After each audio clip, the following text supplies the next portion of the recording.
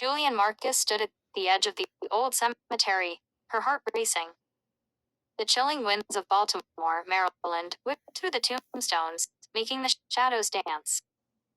Julian was a well-known paranormal investigator, celebrated for her fearless approach to the supernatural. However, this case felt different. Whispers of a dark force had been haunting the area, gripping the community with fear, and now it was her turn to uncover the truth. A local woman named Clara had reached out to Julian 2 weeks earlier. Her daughter, Mia, had been acting strangely. Clara described Mia having nightmares, speaking in unknown languages, and often staring at walls with an eerie smile. Julian agreed to investigate, knowing that sometimes the most sinister spirits hide within innocent-looking bodies. As Julian entered Clara's home, she was struck by a coldness that filled the air. The living room was dimly lit, with fading wallpaper and family pictures hanging crookedly. Clara welcomed Julian with hope, but also with fear in her eyes. "Please, you have to help us," she said, tears brimming.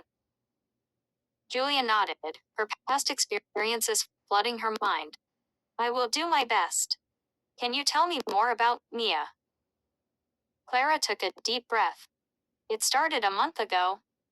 At first, it was just a few odd comments. But then she began to draw strange symbols, and one night, I found her standing in the middle of her room, talking to something I couldn't see." Julian felt a chill run down her spine. The signs were all too familiar. She needed to meet Mia. In the darkened hallway, Julian paused outside Mia's bedroom. Swallowing hard, she knocked softly. "Mia. It's Julian. Can I come in?" Silence followed, then a soft whisper, "Come in."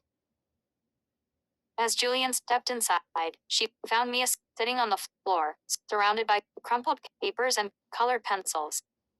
The girl looked up with wide eyes, but there was something unsettling about her gaze. "You're here to help me, right?" she said, but the voice was not entirely Mia's. Before Julian could respond, Mia's lips twisted into an unnatural smile. "They don't want to go. They like it here. They like me." Julian's heart hammered. "Mia, can you tell me who is with you?" The girl tilted her head. "They are my friends. They won't leave." Julian's instincts told her that something was indeed possessing Mia, and this was going to be a dangerous journey. "I need to see the drawings you made. Mia, can you show me?" Mia nodded, but then waved her hand as if beckoning something. "They say you will not understand." Julian collected herself, refusing to show fear. "Let's see what you have drawn." Mia pointed to a pile of papers. Julian carefully examined the sketches. They were disturbing, a mix of twisted faces and symbols that seemed to crawl off the page. One symbol, in particular, stood out. Julian recognized it as a sigil connected to dark spirits. "Clara," Julian called out, her voice steady, yet urgent. "Can you come in here, please?"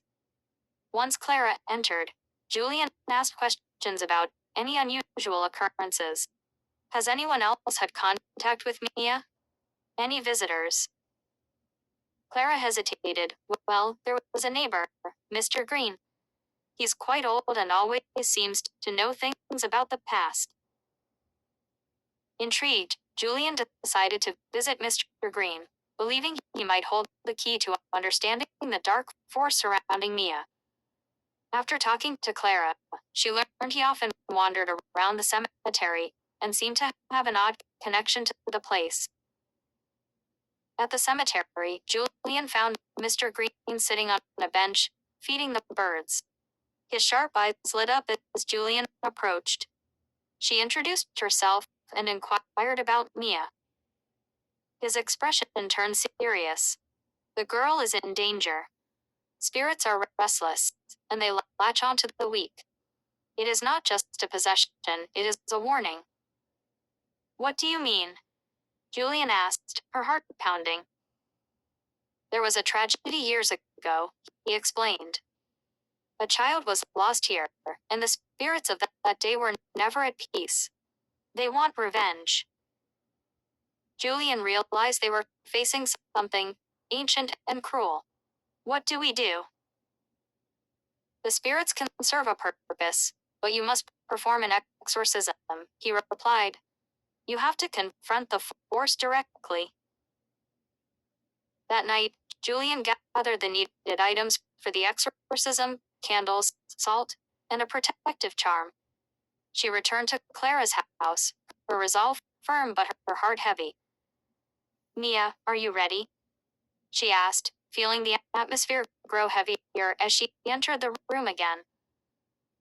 A voice echoed, deep and menacing, you cannot free her. She is ours now. Julian took a deep breath.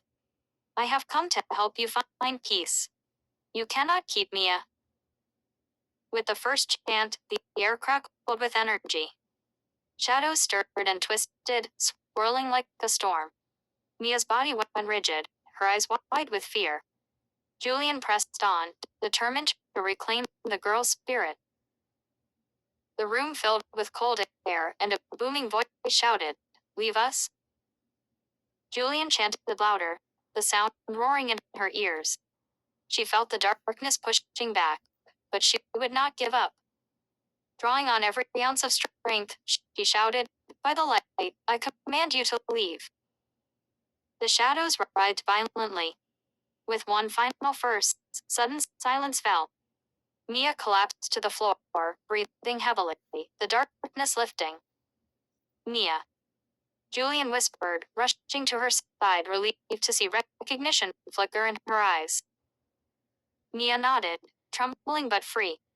Clara rushed into the room, relief washing over her face.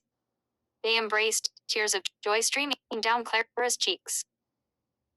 As Julian looked around, the room felt warm and safe again. Though the darkness had been banished for now, Julian knew it was only one battle in an ongoing war between light and shadow. With the adventure behind her, she left, ready for whatever new mysteries lay ahead.